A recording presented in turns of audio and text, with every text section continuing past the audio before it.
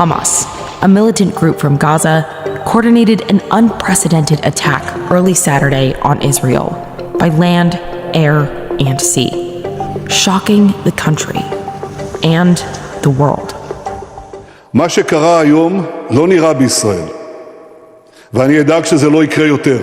נכה בהם עד חורמה, וננקום בעוצמה על היום השחור הזה שהם עוללו למדינת ישראל ולאזרחיה.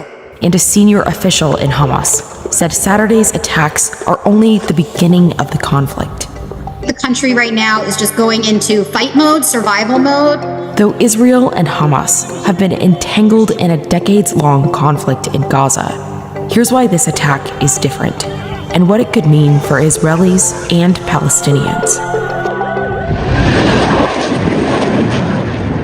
This has never happened. Israel has fought many wars against its Arab neighbors, but it has never experienced anything like this, where Palestinians have actually come into Israel proper and committed such widespread attacks. Hamas says it is dedicated to building an independent Palestinian state. The group controls the Gaza Strip, a densely populated Palestinian enclave that, for years, has been under Israeli blockade. The last major conflict between Hamas and Israel was in 2021, in which more than 250 people in Gaza and 14 in Israel were killed. The attacks only stopped after 11 days, when Egypt brokered a ceasefire.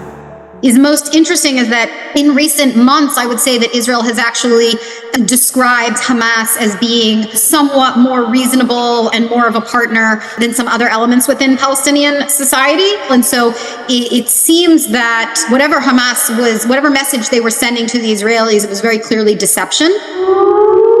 Saturday's attack holds deep significance for Israel, as the country has just marked 50 years after the Yom Kippur War.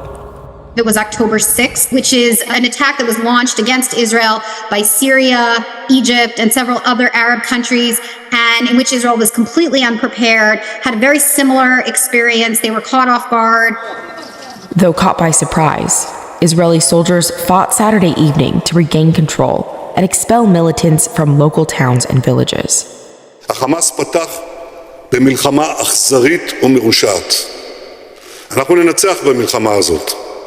אבל המחיר כבד מנשוא. Remains unclear as Israel scrambles to assess the situation. The UN said at least 20,000 people in Gaza have been displaced from their homes as of Saturday. Just considering the fact that something like this is completely unprecedented, I would expect them to use all their resources, ground, air, and it's going to be devastating for the people of Gaza. I don't see any other way that this could possibly go. There's going to be a lot of lost lives all across the board.